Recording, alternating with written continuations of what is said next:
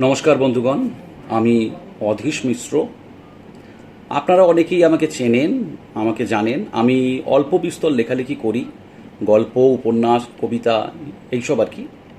আর আমার রচনাগুলি পত্রপত্রিকায় প্রকাশিতও হয় নিয়মিতভাবে, এবং আমি সেগুলো ফেসবুকে পোস্টও করি অনেক সময়। সেই ফেসবুকের পোস্টগুলি আশা করি আমার যারা বন্ধু আছেন ফেসবুকে এবং যারা ফলোয়ার আছেন তারা অনেকে অনেক সময় পড়েওছেন।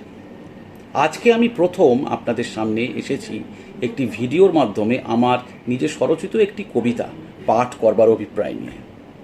আশা করি আপনাদের ভালো লাগবে, আর যদি নাও লাগে তাহলেও ফেসবুকে বা ভিডিও লিঙ্কে গিয়ে দয়া করে কমেন্ট করতে ভুলবেন না। যদি খারাপ লাগে তাহলে কিভাবে আমি নিজের পাঠকে বা নিজের কবিতা রচনাকে আরও উন্নতি করতে পারবো সেই ব্যাপারে কিছু কমেন্ট করলে আমার অবশ্যই ভালো লাগবে এবং আমি উপকৃতও হব। যে কবিতাটি আমি পাঠ করতে চলেছি সেই কবিতাটির প্রেক্ষাপটটা একটু আপনাদের বলে দেওয়াটা জরুরি বলে আমি মনে করছি। আজ মহান স্রষ্টা, শুধু মহান স্রষ্টা বললে ভুল হবে, শুধু যে তিনি সিনেমা ওয়ার্ল্ডের সঙ্গে যুক্ত ছিলেন তাই নয়, তিনি নিজের গল্প, এসেস, নিজের স্ক্রিপ্টস, এই সমস্ত কিছুর মাধ্যমে এবং সর্বোপরি ওনার নিজের যে পার্সোনালিটি, ওনার নিজের যে কাজ, সেইটার মাধ্যমে আমাদের বাঙালি মননকে অনেকটাই দখল করে বসে আছেন। দখল বলবো না, মানে অনেকটা জুড়ে বসে আছেন।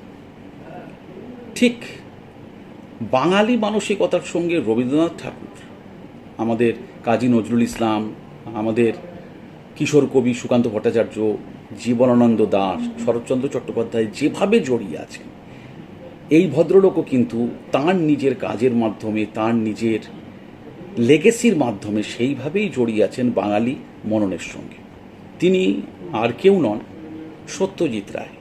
এবং সেই সত্যজিৎ রায়ের আজকে জন্মতিথি, এবং সত্যজিৎ রায়ের জন্মতিথি উপলক্ষে আমি সত্যজিৎ রায়ের বিভিন্ন সময়ের বিভিন্ন রকমের যে সৃষ্টি, সেই সৃষ্টির যে ক্যারেক্টার্স, তাদের ওপরে বেস করে একটি কবিতা লিখেছি এবং আমার সেই স্বরচিত কবিতা আমি এখন আপনাদের সামনে পাঠ করছি।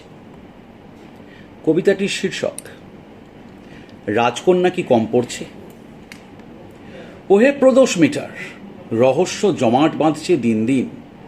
দেবে নাকি তোমার মগজাস্ত্রে শান, ডাকবে নাকি তোমার অবিচ্ছেদ্য মাস্কেটিয়ার তোপসে আর জটায়ুকে। বাদশাহী আংটির লোভে লালা ঝরাচ্ছে শত শত মগনলাল, কাছে দূরে।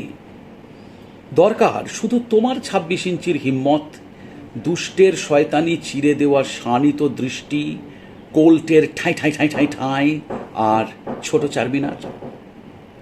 প্রফেসর শঙ্কুও গিরিডিতে বসে ছটফট করছে। তার মিরাকিউরল বড়িও আজ খুব দরকার চতুর্দিকের ক্যান্সার সারাতে। সেই বুড়োকেও ডেকে নিও, তার অ্যানাইহিলিন সমেত। সব পাপ ধোঁয়া করে দিতে হবে যে।